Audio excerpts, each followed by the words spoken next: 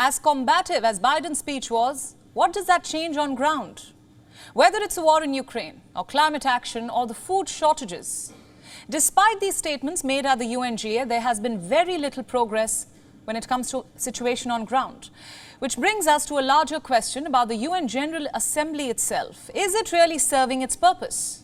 Every year, dozens of global leaders descend on New York. They are allotted 15 minutes to address the Assembly.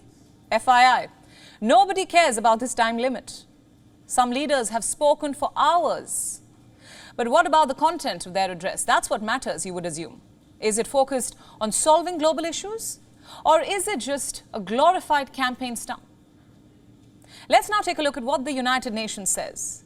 The general debate of the United Nations General Assembly is the opportunity for heads of state and government to come together at the UN headquarters and discuss world issues. Let me repeat that last part for all of you, to discuss world issues. And to be honest, there is an endless list of things to talk about. There is a war in Ukraine. There is a civil war in Ethiopia. There is genocide in Xinjiang. There is fighting in Yemen and Libya, and a pandemic that refuses to go away. You would think that world leaders are brimming with ideas. Think again.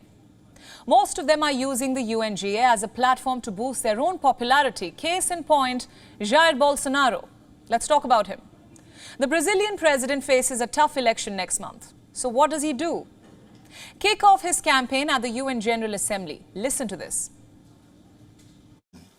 Under my administration, we uprooted the systemic corruption that existed in the country. I am pleased to announce that we have had unprecedented deflation in Brazil in the months of July and August this year.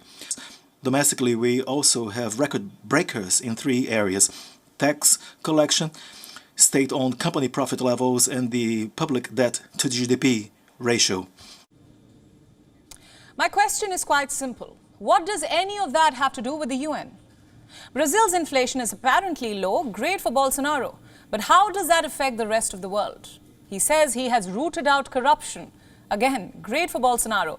But how does that solve geopolitical conflicts? And finally, record tax collection. Frankly, I'm lost for words. How is Brazil's tax collection a relevant issue at the UN?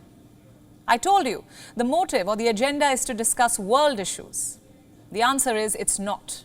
Bolsonaro's entire address was a campaign speech. He touched upon the Ukraine war briefly, but after that, he only talked about his own agenda, his own government. In fact, that was the plan all along. Before landing in New York, the Brazilian president was in London. He was attending the Queen's funeral. But during his stay, Bolsonaro managed to shoot this video.